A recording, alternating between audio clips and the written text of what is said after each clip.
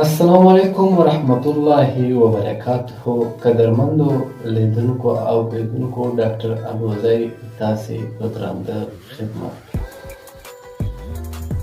نن زه تاسې سره په کومه موضوع بحث کوم د هغې عنوان ده ډایبټي یعنې شکر. ډایبټي چیش ته وایي؟ په زراو خلک په دې مرض مبتلا دي، په زراو خلک له دې مرض نه مري. شکر چیش ته وایي؟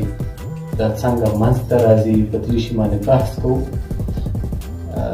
له ټولو نه مخکې دغه یوه ډېره مهمه خبره چې زما چینل ډاکټر ډاټ الوزی میډیا ځان سره سبسکرایب کړئ په یوټیوب چینل کې، چې تاسې وغواړئ هر رقم داسې ویډیوګانې وګورئ چې هغه د انسان د صورت د انسان د مرضو په تړاو وي او تاسې ګټه ترې واخلئ.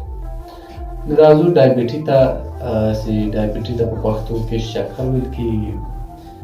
شکر داسې مرضي ده چې دې ته موږ میټابولیک ډیسارډر وایو، یعنې د انسان په جسم کې د خوږې د جذب کېدو چې کوم سیلز دي چې هغه شکر سکریټ کوي یعنې جذب کوي.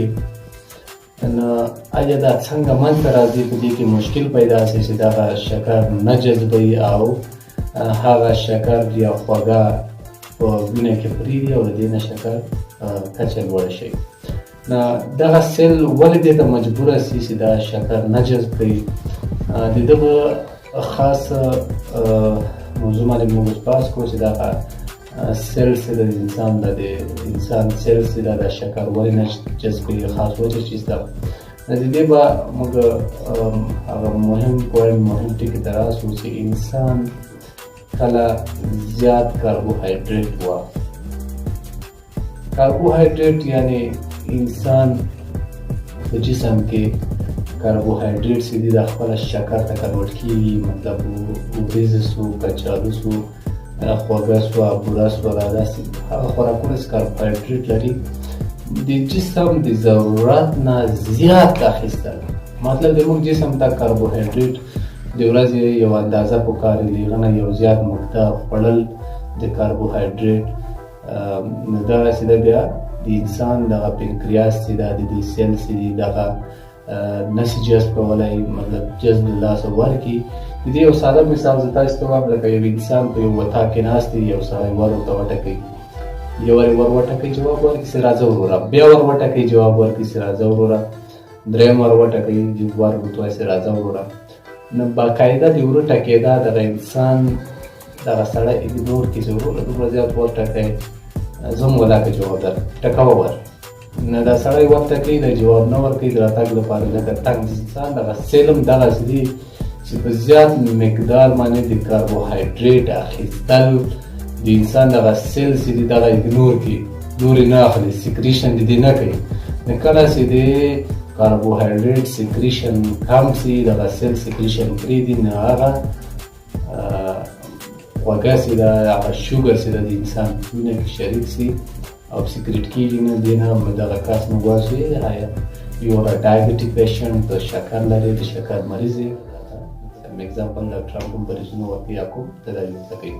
نو بهترین طریقه دا ده که موږ وغواړو چې دغه جانلیوا مرضونه یا میټابولیک ډیسارډر ورته وایي، که موږ دې نه وغواړو ځان خلاص کړو، نو بهترینه طریقه دا ده چې ورزش وکړو، د وینې غوړو سره احتیاط وکړو، د وینې غوړ زیات نه کړو، کولسټرول ټرایګلیسرایډ دې سره ګزاره وکړو، مطلب ځان کنټرول وساتو، ورزش همیشه وکړو، هغه خوراکونه کم استعمال کړو چې ډېره خوږه ولري یا ډېر کولسټرول ولري چې هغه هم د شکر نظام ته تاوان کوي، هم قلبي نظام ته. نو بهترینه طریقه ورزش ده. وزن کنټرول وساتو، زیات وزن ته خوشحاله نه شو چې زموږ داسې معاشره کې ډېر خلک چاغوالي ته زیات خوشحالېږي، وایي فلانی چاغه ده. دا چاغښت هم یو مرض دی د انسان لپاره. باید کوشش وکړو چې چاغښت نه ځان وساتو، وزن کم وساتو، ورزش وکړو باقاعده، او خوراک سره احتیاط وکړو، په خپله اندازه خوراک وکړو، دومره خوراک وکړو چې موږ باید ژوند پرې وکړو، نه په دې اندازه چې بیخي انسان دومره خوراک وکړو چې وروسته به ده باندې فشار وي.